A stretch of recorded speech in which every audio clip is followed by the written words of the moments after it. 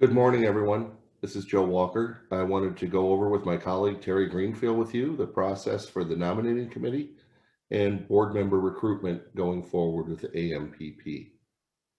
On your screen, you'll see a wheel diagram of the nomination process that we will use going forward into future board member recruitments, and I just thought I'd go over those quickly with you before I turn it over to Terry.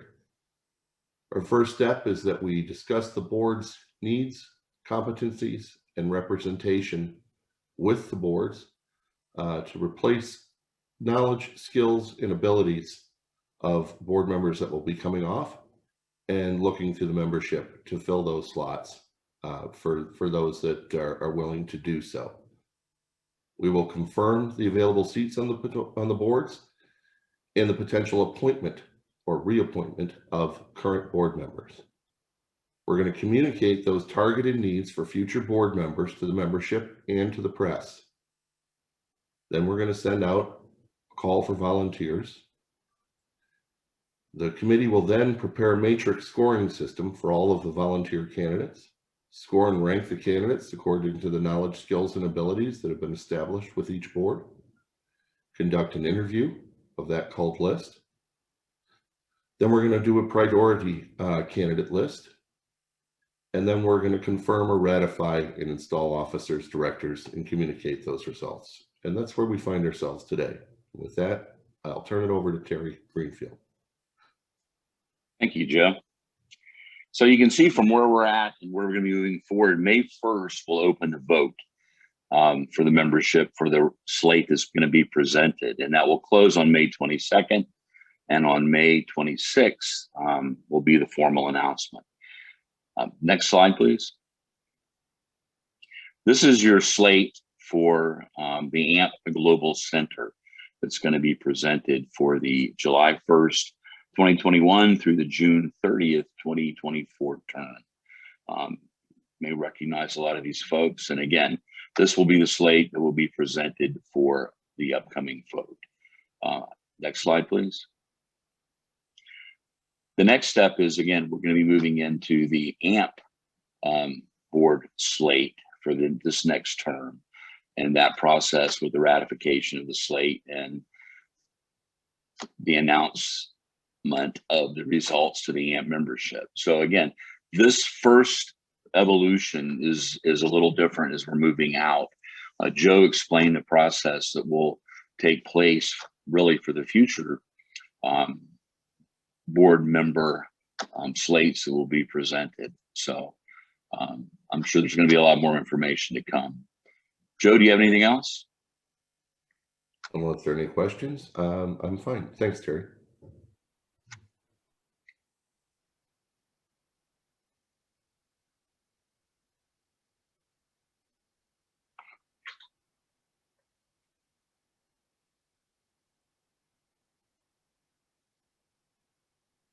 Joyce, you're on mute. Thank you. The next slide is certification update. And as you can see, we have Kyle and Keenan to do our presentation this morning. Thank you, Joyce. This is Keenan. So I know this has been a long anticipated topic. So what I'm going to be doing today is I'm going to be taking us through the process that we've used as we've looked at integrating the certification programs together. We'll focus in on the coding inspector program, move on to the applicator, and then we'll talk a little bit about the other programs and what's in store for them.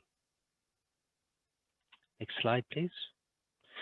So a little bit of background as to the steps we've taken. Obviously, bringing programs together like this can be fairly complex. There's multiple dimensions and dynamics we have to consider. The first thing is that this was a member-led transition team activity that has, ultimately was gold with coming up with a strategy for both the Sspc and NACE certification portfolios. There were a lot of certification between both organizations, and we had to use certain key decision points when making the decisions in terms of what's the right go-forward strategy. First and foremost, we had to look at the investments made by each of your individual card holders. We recognize that you put a lot of time and effort into your cards that you carry, and that you value those cards. We also had to look at it from an industry perspective, minimize confusion. Work has to keep going, specifications are out there, and the emphasis is keep business moving and, don't disrupt the marketplace to a point where the cards that people are carrying are either no longer valued or, people are not sure which cards to consider when looking at a particular job or activity. And the last thing is we had to look at protecting the brand value. There's a lot of brand equity, both shared within the Sspc realm and the legacy NACE realm. And so that was a critical emphasis for us. As we looked at the programs, we see where the biggest audiences are, particularly within the CIP and the PCI space for the inspector programs and the applicator programs, covering Cads, CCA, C7, C12, C14. There's a slew of other certifications that fall within that realm, but those are two key areas we've looked at over this period of time, and I'm happy to be sharing with you over the next few slides what's going to happen to each of those particular credentials as we move forward. Last but not least, what I'm going to do is, I'll talk a little bit about what's going to happen to the other certifications. I'm sure there are people out there saying, well, why is PCS not on that list? And we'll talk about what happens to PCS and CCI and other credentials. Next slide, please. So coatings inspector programs. Next slide. So as we know, we have two major players within the market space today. Obviously, the NACE CIP program and the Sspc PCI program. And what will happen to those over a period of time is we are going to transition those to AMP Coating Inspector programs. So we're keeping the brand equity around CIP, moving those credentials under a single program nomenclature. Probably one of the largest changes that's going to happen to the program is that we are going to level set against three levels, three common brand names under the new CIP program. And those three levels will be Basic Coating Inspector, previously or formerly known as Level 1, Certified Coating Inspector, formerly known as Level 2, and Senior Certified Coatings Inspector, formerly known as Level 3.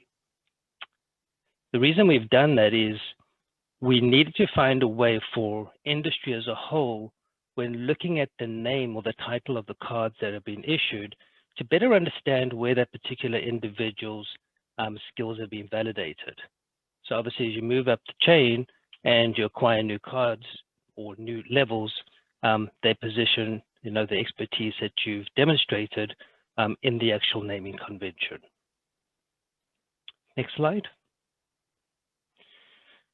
So in terms of the coatings card holders, one of the things that I think one of the critical things, and I think this is a commitment to the or a demonstration of the commitment that was made very early on in the town halls, is that we are going to be grandfathering all candidates who are in good standing active. You've kept your credentials up to date, you've completed your renewals, you have a valid PCI or CIP card.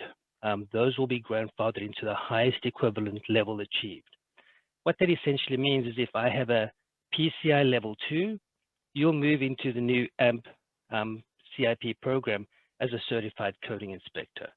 If I have a NACE CIP 1, you'd move into the AMP CIP program as a basic coating inspector.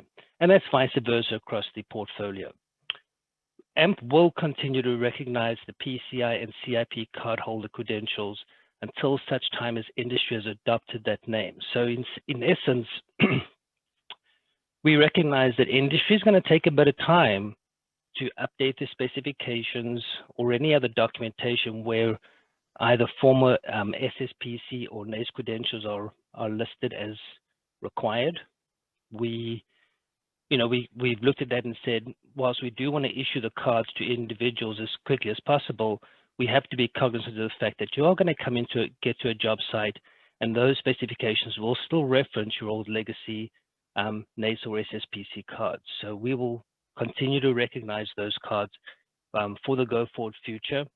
That could take, depending on what the rate that industry changes, anywhere between 3 to 5 years, maybe even a bit longer. So we'll be monitoring that, but also doing a lot of active communications with the specifications, the writers of specifications, to ensure that we maintain at least a good update cycle on those, and we're including the AMP branding as quickly as possible. In addition, inspector programs will immediately be consolidated under the CIP brand. It's going to take a bit of time to execute that AMP CIP branding with a multitude of stakeholders. One thing that you'll notice is that with the new program going forward, we can't keep running dual streams. You can't keep running Sspc courses and NACE courses. And so what we're doing is we're standardizing on the delivery of the CIP program going forward, adjusting the delivery or the deliverables such as training and or certification exams. There's a lot of branding entwined in those. And so what I would ask the audience is that, there's going to have to be some patience as we bring these programs forward.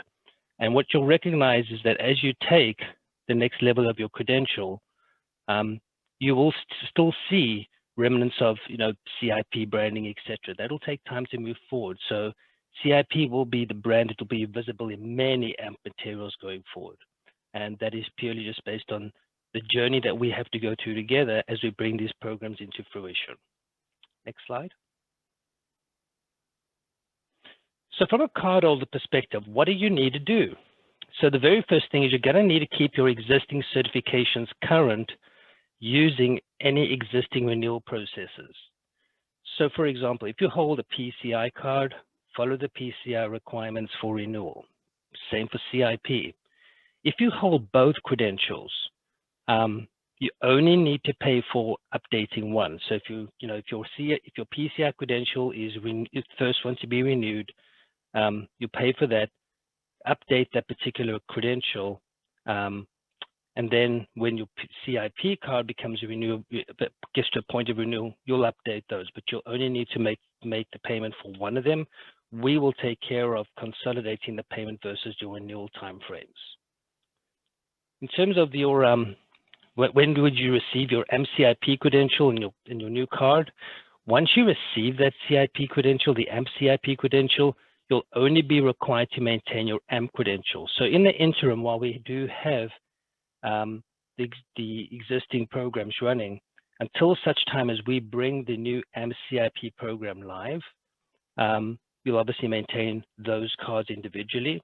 When the AMP-CIP program does go live, you would only need to update the AMP-CIP credential. That will automatically update your legacy Sspc and NACE certifications. At some point in time, we will release a Delta training and an assessment as part of ongoing renewal requirements. You will need to complete those requirements in order to maintain an active certification status. But as I said, that is sometime in the future. That is not something we plan on getting out the door within the next 3 to 6 months. We will communicate with you when those training and assessments will be available. The other thing to note is that, as far as when will you get your new AMP-CIP card, that's not fully determined, but our goal right now is to get them out early in 2022. Next slide, please. So let's look at this from an applicator perspective. So from an applicator's perspective, the Sspc Cads and NACE CCA certifications will transition to an AMP Coding Applicator Specialist program, formerly known as Cads. We are keeping the Cads brand in this particular case. It has a strong brand element, strong brand equity in the market. The new AMP Coding Applicator program will really consist of 2 levels: Basic Coding Applicator and Certified Applicator Specialist. And that is done deliberately, based on the same reasons we keep we designed the CIP nomenclature. We've kind of moved the same. We had to standardize the branding to easily identify what the cardholders' skill sets are, but also to honor the fact that those particular credentials do have a brand equity. So CAS, you'll see, is deliberately embedded into the Level 2 as Certified Applicator Specialist. Like CIP, cardholders in good standing, active status will be grandfathered into the equivalent highest level. So if you have a CAS or a CCA certification today, you will get grandfathered into the AMP CAS or Certified Applicator Specialist level. We will, as within the CIP space, we will continue to recognize Sspc CAS and CCA cardholder credentials until industry has adopted those within their current specifications. And operationally, what you'll notice is that many of the CAS brand equities will be, CAS branding elements will still be very visible in the various certifications or that we do release. So CAS is a very strong brand equity, so you'll still see things like CAS, C7, C12 referenced frequently. One thing you will notice is that probably on the training side, there will be a multi-usage, very likely some elements of the CAS program there, with ICAs being a predominant factor. But on the certification side, it's going to be very focused on CAS, C7, C12, C14, etc. That's what you'll see as part of your experience with AMP going forward. Next slide. So from an applicator perspective, what do you need to do? So cardholders who have CAS and CCA, again, only need to pay for one renewal, complete the requirements as per the individual program requirements, and when those renewals are due. The important part is to keep the current cards you have active. Once you receive your new CAS credential, you'll only be required to maintain the CAS credential. That'll automatically update your legacy Sspc and NACE credentials. And then, like within the CIP program, our goal is to get you the new AMP CAS cards. And again, we're targeting early 2022 to get those out to our audience as a whole. Next slide, please. So what about the other programs? We recognize that there's a host of other programs out there today. Things like PCS. We do know that both Legacy Sspc and NACE both offer a PCS program. So right now, our program committees are looking at what is the future plan of PCS. Until such time as that firm decision has been made, I would urge the audience, to continue down the PCS plan. They're both strong programs. You won't go wrong with either or.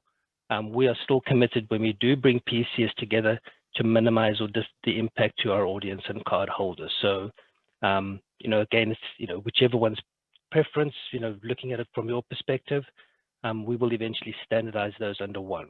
Once we do that, we'll definitely make the communication out to the audience as a whole as to what the future PCS plan is.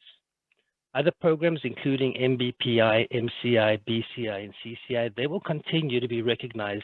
They're not part of this existing transition plan.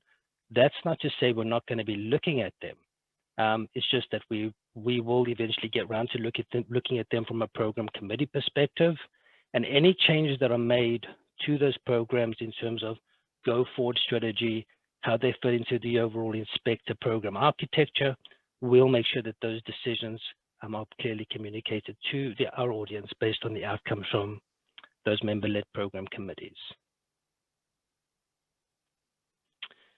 Thank you.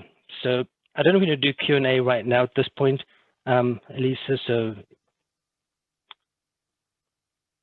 or do we leave it to the end? We'll leave that to the end. Thank you. Just a few more minutes. Thanks. All right, and next for upcoming events, Chris, would you like to take this? Will do, Joyce. All right, what can we expect here in the future? As you probably have seen via email announcements, we are going to hold a virtual Corrosion 2021 event through a period of about 11 days. Virtual events have that distinct advantage of you're able to better ration your time. So you might be able to make all the meetings that you missed in an in-person event when you had so many conflicts. So we invite you to register for that event. You can scan those codes there, or you can visit amp.org and go under upcoming events to register, or look for that email you previously received to register. So again, that's April 19th through the 30th. Next, please. Coatings Plus, which is the traditional former SSPC annual event is now scheduled for December 13th through the 16th in Phoenix. That is going to be a hybrid event, in person and virtual. And the event coming after that, it will be the AMP annual conference. That is in March of 2022, the same time and the same location that the Corrosion 2022 conference was scheduled. That again is anticipated to be an in-person and virtual event, so a hybrid event. Back up one, if you could, please, Elisa.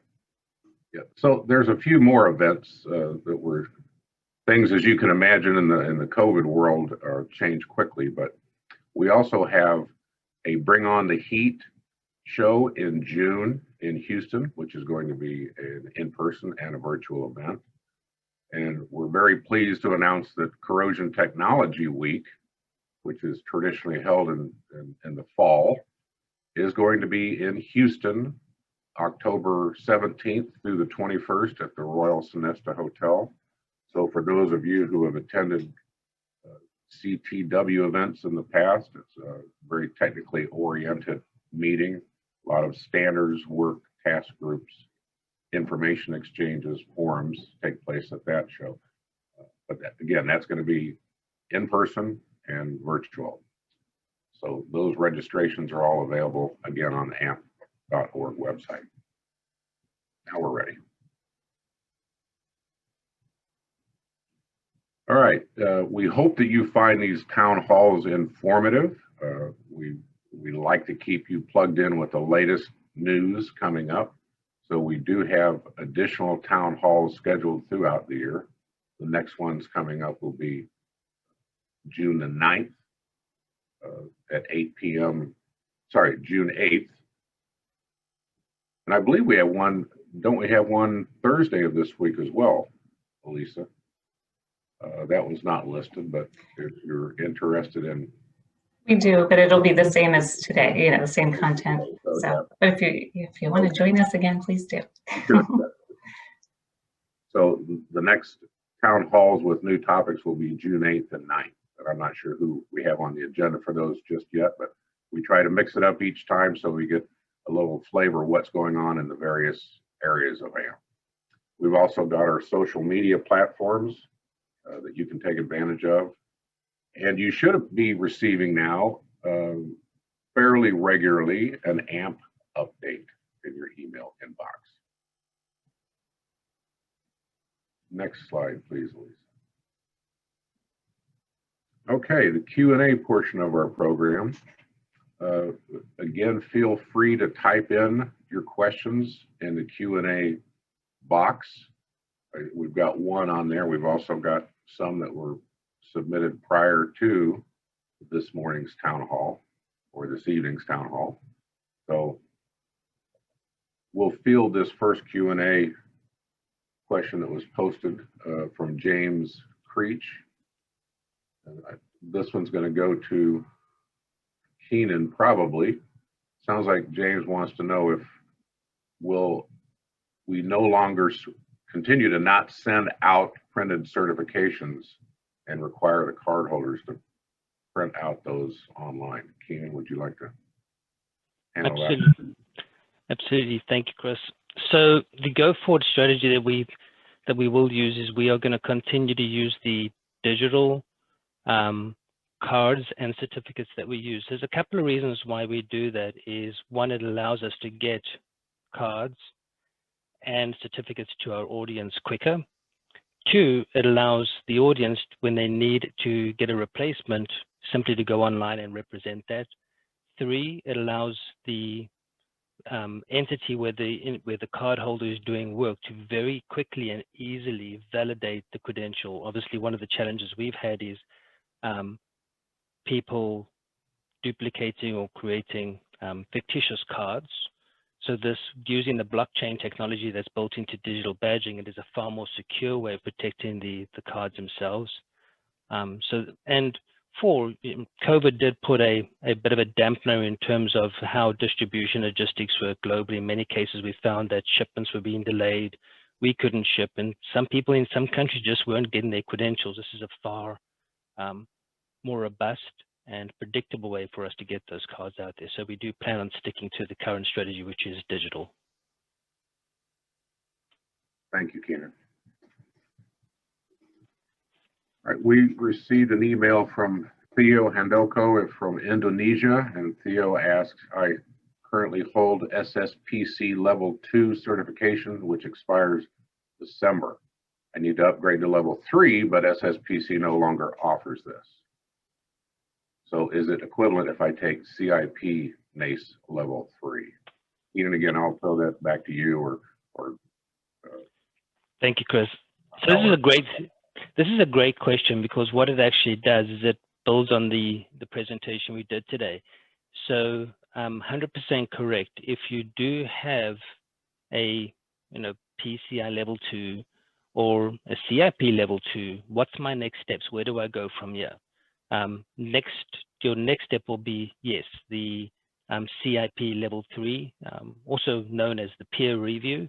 That is the default credential, the next level up that you would go through.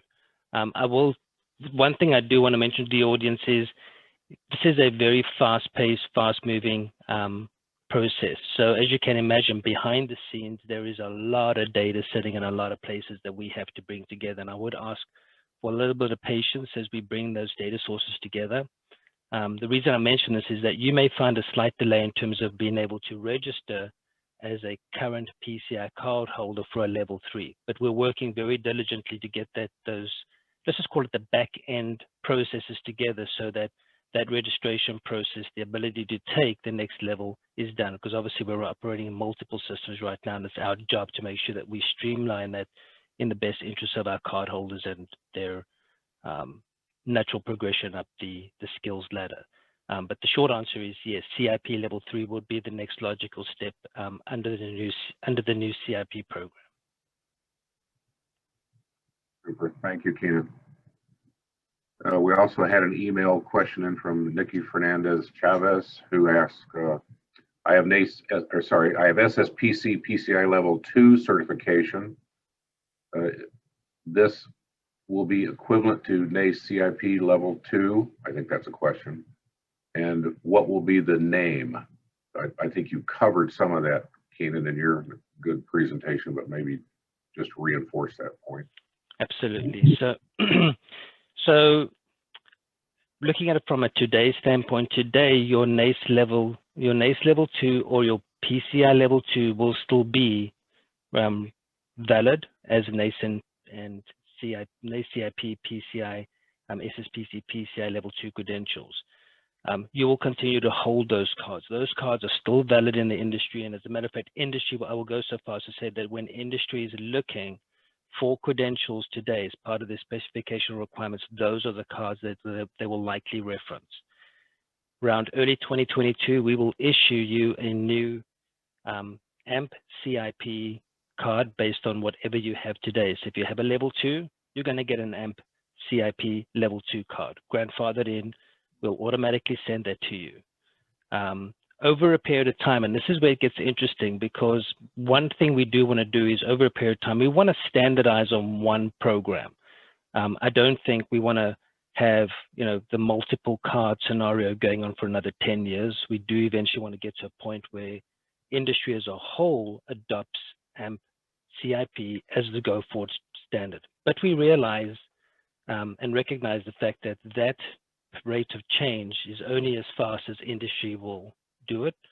And so, the essence of the focus will be on keeping your credentials active until such time as we believe that industry as a whole has adjusted or now focused on the AMP branding. And at that point, we would retire the legacy cards. But that's well into the future. Short answer is yes, your CIP2 or a PCI Level 2 will be equivalent to an AMP CIP Level 2 card going forward. Thank you, Keenan. Okay, Nikki, I'm not sure if you were on the call, but if Hopefully that answered your question. If not, post us another question in the Q&A box. We also received some advanced questions from Doug Klingensmith. First two questions, I'll might throw this one to Kyle, but I'll let Kyle decide if he wants to throw it to Keenan. But Doug asks, are we going to require CIP level 1s to have some painting or coating experience, if only for summer painting houses, apartments, or cars? And sort of as a follow-up, if we don't require this previous experience, can their work performance be reviewed after 6 months to eliminate people with no experience from stopping or slowing down projects? Kyle, I know that's something near and dear to your heart. It is. And so the view on the different levels is a little different going forward than what it has been. And in the past, some of the problems, I mean, the question basically leads to some of the issues that may have come up from having level 1s without experience working as inspectors. So really we have to have we have to have a level to develop inspectors. We have to be able to have a way into the training program. So, currently there aren't any new experience requirements that are envisioned, but it is envisioned that they work under supervision. And that was always a requirement under the NACE Cip program for level 1s as they came in. And so part of that is just really to reemphasize that there are stages to levels of certification, and by getting rid of the levels where it's unclear what a level 1 is, what a level 2 is, what a level 3 is, we're hoping that new nomenclature will help people to understand the different levels. And we're going to reinforce that with looking at what those supervision requirements should be going forward compared to what they were in the past. But it has been a problem. We know that it's come up where we've had level 1s that have had no experience, but we do also think it's important that we enable people to come into the program and learn. And so that's really it's a little bit different model where it had gotten pushed to where level 1s almost became the norm in some industries, and that was never the intent. So I'm not sure that directly answers the questions, but it's the best answer that I can give at the moment. Keenan may be able to add to that, but I think that really level 1 is not intended to be the guy that's out working unsupervised on their own. And so that was really the approach to fixing that problem, more so than saying the guy's got to have 5 or 6 years experience.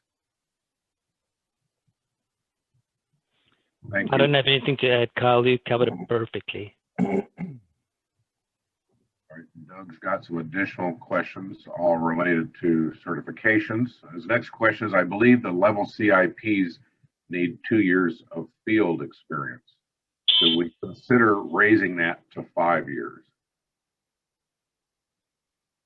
Kyle or Keenan? So that's been the level of experience for those levels had been looked at in a couple times actually in the original focus group that supported the transition team. So they excuse me this morning. The experience level did get looked at, and again, we didn't want to make it so onerous that we weren't able to bring people into the program and to grow the program. I believe the current, Ken, you'll have to correct me on this, but I believe the current requirement is 3 years for level 2, and then it's 5 years for level 3 and above. That's correct. And so that got fairly wide support in terms of what the experience level should be, and that's just kind of where it landed. So those are the current requirements, and so it was considered. To answer the question, yes, it was considered increase or decrease. What was the right number? And we had a pretty diverse group of people representing both owners and contractors and engineering inspection firms, manufacturers. We had a pretty diverse group, and that's kind of the numbers that were landed on. We had a lot of discussion, a lot of debate about titles and things like that, but the experience, that seemed to be the numbers that made the most sense to the group. Excellent. Thank you, Kyle. Doug also makes a comment here. I think the CIP level 3 program is strong with the peer review process. Will that stay the same? And I know that a lot of this was already covered. In all fairness to Doug, he asked these questions in advance of the meeting last night. So, but again, Keenan, you want to just reinforce that point for Doug and the group? Absolutely. So there is no planned changes on the CIP program with regards to peer review process. That will stay the same. Actually, we're busy ramping up more CIP delivery opportunities, because we do recognize now that with CIP being level 3 being the go forward, standard as far as the new AMP program is concerned, that'll be a critical element for people to move forward. So the peer process, we'll fine tune the process, but the essence of peer still remains the same. So yes, no changes there.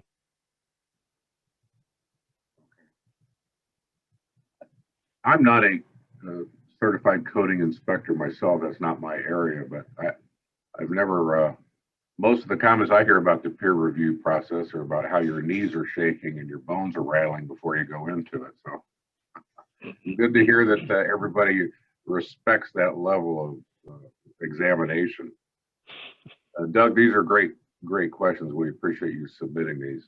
And your last comment is, I don't think the off-site testing at CIP1 classes are helping. Can we go back to taking the written test at the CIP1 or 2 level? I'll take that one, Chris. No worries. So the examination for CIP, and actually for almost most of the legacy NACE program, are actually all run out of computer-based testing today. Obviously, that's with the exception of the practicals. We've actually found this incredibly successful. We actually brought CIP online on CBT back in July 2016. So it's almost been 4 years now. Some of the benefits of that is that what we can do is now replicate the exact same testing experience for all candidates. That's important, because in many cases before, with the paper exams at the end of the class, we would find there were certain circumstances where candidates would have or could have a benefit over other candidates in other classes. This kind of levels the playing field, because we do have to ensure test integrity by ensuring a unbiased delivery of that exam. The second thing is, it also gives us the ability for us to do analysis. It allows us to keep track of what's happening with the exam. Through all of the data that we get, we can track if there are breaches. We can track if the questions are getting old. What's the pass rate, pass mark, all those kinds of things. And then the third element to this is retention. Many candidates, or most people, don't retain information the same way. You may have a very active instructor. You may be, just at the top of your game, and you'll retain almost everything you learn in that week. Whereas some people, they like to go back and study. And I think by having an exam at the end of the class, what you end up doing is you may be forcing people who want to take the time to prepare, the time to do so afterwards. Some of the experience that I've had, in the 20+ years of credentialing that I've done, is that the sweet spot for credentialing or taking the exam is typically somewhere around 2 to 3 weeks after you've attended the course. That just gives you time to prep, review, and ensure you understand what you've learned. So that is a format that we will be keeping. It supports the candidate perspective, and it does support the ability for us to protect and defend the exams that we've got out there. Thank you, Chris. Thank you, Keenan. Again, Doug, thanks for those excellent and comprehensive questions. All right, we've had a few more questions posted in the Q&A box. Benjamin Mollinger says, hi, gents. What about certification and renewal fees? Will these remain the same, or are we planning some changes? Keenan. So great question. Surprising enough, the renewal fees that individuals pay between both programs, I think there's like a $10 difference, if my memory serves me correctly, between what PCI card holders pay versus NACE card holders. Those fees will not change at this point. Obviously, as the AMP credentials launch in 22, we will then consolidate the renewal fee structure process all under one, but for now they will remain the same. And as I said before, you know, if you're going to renew, just choose if you've got dual cards, just choose the card that you want to renew first. That'll automatically update the second one. So essentially, no changes to the renewal fees at this point, you know, and so that's kind of the go forward strategy for this. We will relook at the renewal fees, not for an increase purposes, but look at how we consolidate those within the early 2022 launch of the official AMP CIP cards. Excellent. Benjamin, hopefully that answered your question. We have a question here. You just addressed his first part of his question, but the second part of this next person's question is, what do we mean by Delta training? That is a great question. So as the integration teams came together and they did the analysis between PCI and CIP, there were certain areas that we identified as being slightly different. While CIP and PCI do cover much of the same skill sets, there is some differences, particularly in areas of corrosion. I think the CIP program was slightly stronger on the corrosion side, whereas within the PCI program, you had inspection test plans. And so the goal would be to take those two elements, what I would call the Delta elements, bring them together into an call it an update, right? And release that to the community. What that will ultimately do is, you know, whether if you've got a PCI or a CIP card, by taking this Delta training, it now level sets you so that all of the card holders have the same skills, knowledge, and abilities based on what the best of what the previous programs did. The PCI and the CIP programs were not one-for-one identical. There are definitely some differences between, and that Delta is just to level set the audience so that under your new AMP CIP card, everybody has the same skills, knowledge, and abilities. So that's what's meant by Delta training. In terms of renewal requirements as they stand today are as stipulated by the PCI requirements. Those haven't changed, or the CIP program, those have not changed. We are looking at the renewal requirements consolidation efforts for the AMP CIP program.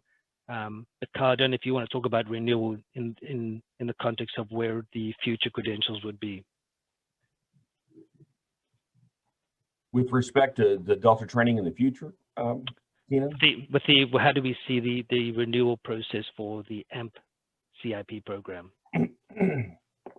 So currently the renewal is based on, you submit a form to say, I've been working and here's my experience, and there's a fee, and that's the renewal. And what we're hoping to do is things change. I mean, standards change, equipment changes, regulations change, materials change. There's always changes. So we're hoping going forward that we can transition the renewal process to where we're actually same kind of approach to the Delta training. We look at what are the things that have occurred and changed over that period of time, and the renewal would shift more to making sure that the large pool of inspectors is staying current, kind of all staying on the same level playing field, capturing those gaps so the people that were certified 5 years ago have the same KSAs as the people that are going through the program today.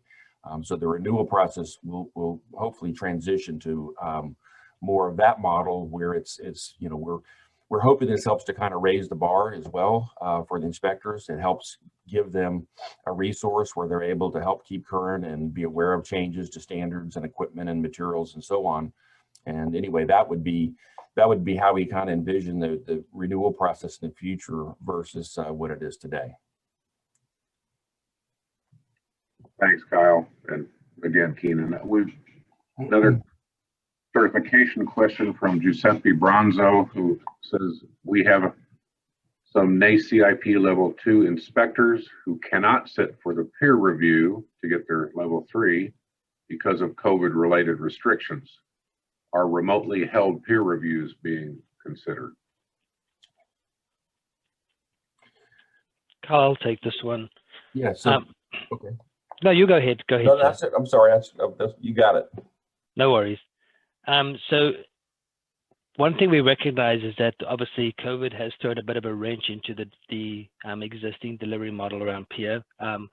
Carl actually has the the honor of being a peer reviewer, so Kyle, keep me honest here, but I do believe one of the things we're doing right now is we're actually looking at expanding the virtual delivery of this. We recognize that not all countries are opening up at the same rate. We do recognize that some countries are still in lockdown. There's quarantines, etc. So the short answer to the question is yes. We are looking at doing a lot more remotely held peer reviews, because if we don't do that, it basically would stall the individuals trying to get to level 3. So this is a really important factor. We had a meeting on this one just yesterday, and we do have firm plans on kind of taking that forward. Kyle, do you want to add anything to that? No, except that I think, as you already alluded to, we've already been doing remote peers. We've already been having to do that, so we've kind of got that process established. It's something we'll have to continue going forward. Okay, thank you, guys. Lots more questions about certification here. Mehmet Attar, could you retype your question, if you don't mind, while we address the next one? Actually, Chris, his original question is in the answered pane. You got the answer. Okay, you took care of that. Well, no, I'm just saying his original question is in there. I'm not sure what the follow-up aspect of it is. Looks like he's asking which level 3 program is going on now, SSPC or NACE. Yeah, so I assume that's related to CIP. So currently, I think the level 3 under the SSPC, I believe, has stopped or is just about to stop. Going forward, the level 3 would be NACE. That is correct, Carl. The PCI level 3, actually the PCI program, we no longer accept new candidates on PCI starting April 1.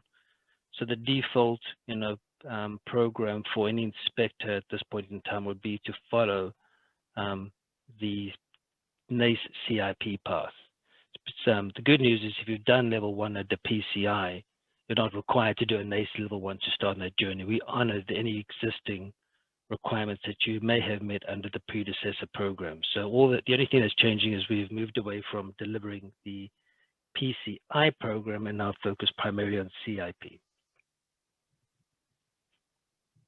Thanks, guys. I think you can get a sense for the level of complexity that integrating these two programs, how much was involved in putting them together. So to Kyle and Keenan and all the other members and staff who worked so hard on this, we thank you all for that effort. And we know it's an ongoing process and a complicated one, but thank you for your work on this. Mark Terblanc asks, just to further pick on the Delta program, how will this training be rolled out for instructors? I keep throwing these at you, Keenan, but you're the man. It's okay. So I will say that we are working close collaboration with education. That is something which I would probably need to defer to the education team. I do know that from the certification program office, as that Delta deliverable takes shape, the education team will use standard delivery methodologies. If my memory serves me correctly, that Delta will probably be an online deliverable, but I may stand corrected by education. So that's just off the top of my head right now. In terms of the assessment, again, that'll be an online assessment. So if there are any, one thing I think the education team will do is that do try and share that information with the instructors beforehand. And I do believe that those Delta changes will be embedded into the standard CIP curriculum. So I think generally speaking, we're still a ways away. I would guesstimate, probably at this point, at least 6+ months away from having that Delta training available. But I do believe the education team will keep the instructors appraised of where that stands and what the deliverables look like. Chris, I did notice that there were 2 other questions above Cicp's. If you don't mind me quickly addressing those, it may be helpful because I think they're fairly quick to address. That'd be great. Thank you, Keenan. You're welcome. So one question was, if someone does not have enough years of experience, does it mean they cannot take the next level? Under the program rules, yes, you can take the next level of training. You can take the next level of the exam, but you would only be recognized in terms of achieving the formal certification once you've experienced or once you've met the experience requirements. As Carl mentioned, we do, the program does have experience requirements baked into it going forward. So it doesn't stop the candidate from taking the training. It just means that the credential will only be formally issued upon meeting all the requirements of which one is experienced. The second question was, will there be any changes to the testing procedures from the Sspc Cads to the AMP Cads? The answer to that is yes, there is an integration team who are heavily focused on applicator. One of the things that they've decided is that the practical exam stays pretty much the same. They're fine-tuning some of the examination points, but one thing that we probably would notice is that there will be a theoretical exam, which I do believe the CAS program has today anyway, but that will likely be delivered on computer-based testing. So yes, in terms of delivering on CAS, the goal is to deliver part of it electronic, the theory part on computer-based testing, the practical will still be face-to-face. Thank you, Chris. Okay, I believe we have all of our posted questions addressed here. Don't see any new ones.